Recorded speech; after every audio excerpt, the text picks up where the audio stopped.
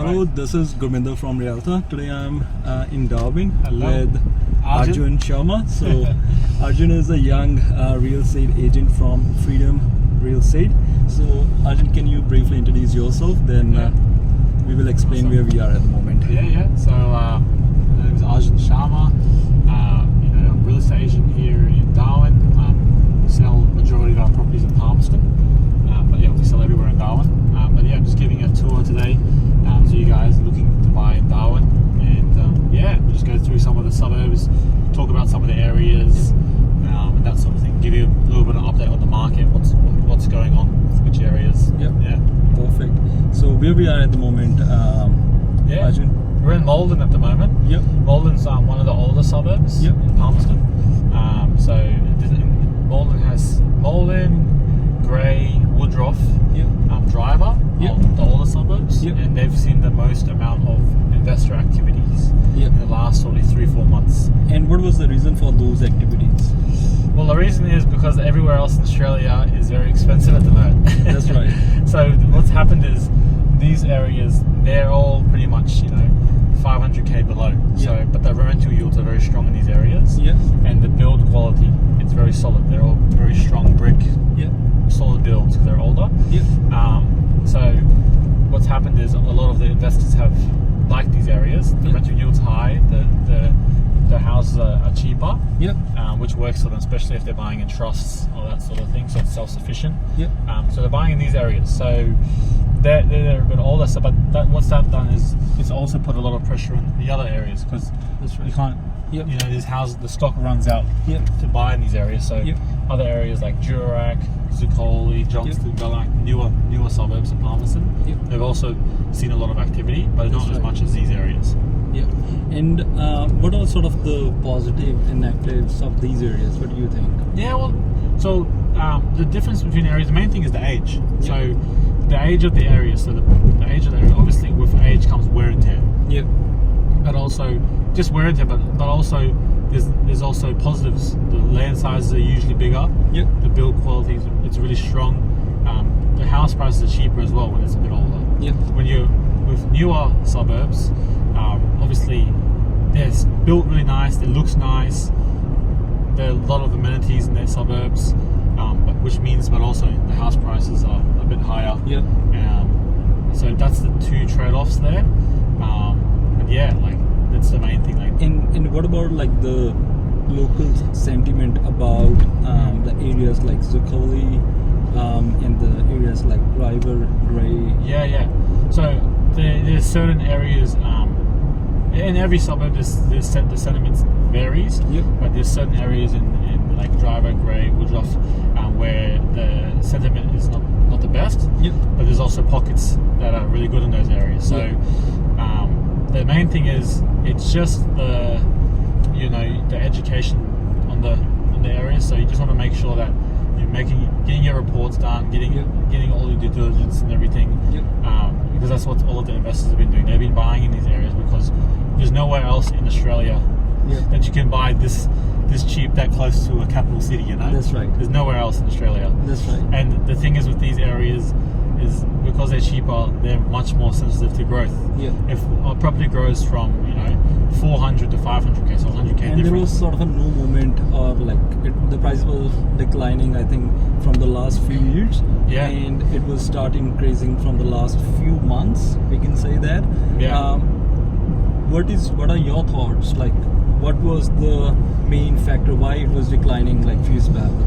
Well, we had a big boom in Impex 10 years ago. Or 10, 12 years ago. So it was around 2012 mark here. So a massive boom.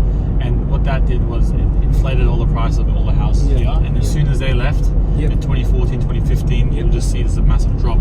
Is it because, what was the main reason of the price hike at that time? Was Jobs. it a defense? Jobs, no, Impex. So Impex was a mining project here. And it created a lot of jobs and a lot of money was circulating in Darwin. So what happened with lots of jobs is then you places to stay, people buy houses, prices go up, right? A lot of buyers, not many listings. Supply and demand, prices go up, which is sort of what's happening now. So, and I think the areas like Zuccoli and these sort of niche areas start building up at that time, isn't it? Yeah, correct. Yeah. And I think this is sort of the thing that we have noticed in the multiple regional Queensland areas as well, like at Townsville, Gladstone, Mackay, these sort of areas as well. I think, so it is sort of a part of a market cycle. Yeah. What you think is different now? Why the investors or the buyers don't need to worry too much about the growth this time? How this time is different from the last time? Well, because this time, it's because right now it's mainly just the choice. Like, what other choices do you have in Australia that are this cheap, and the rental yields are this high? But also, we've already started to see growth in the market, especially in the market, like those areas that we were just at. Like they've moved like a lot already, just because investors and buyers, even owner occupiers, they're starting to buy more. If the grants come out, like first home buyers grants, all these grants are circulating. They're creating a lot of competition because all of the houses are moving so quick. There's actually not many listings on the market. So if you look at realestate.com, there's like 700 listings on the market at the moment. It usually sits between 12 to 1300, for example. So there's not many listings, a lot of buyers, creates a lot of competition. So that's what I see. Like the market's already changing. Like from 4 months ago. That's right. And I was talking to you before. Like in Zuccoli, for example, houses at 3 and 2 probably sold for mid to high 5s, maybe. You're guaranteed to get over 6 now.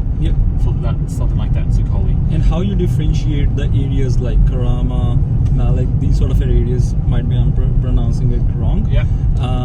But how you differentiate those areas as compared to the areas in Palmerston? So northern suburbs.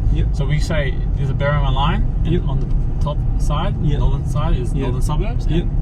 Other side south is Palmerston. That's so right. We do a lot in Palmerston. We do sell in northern suburbs as well.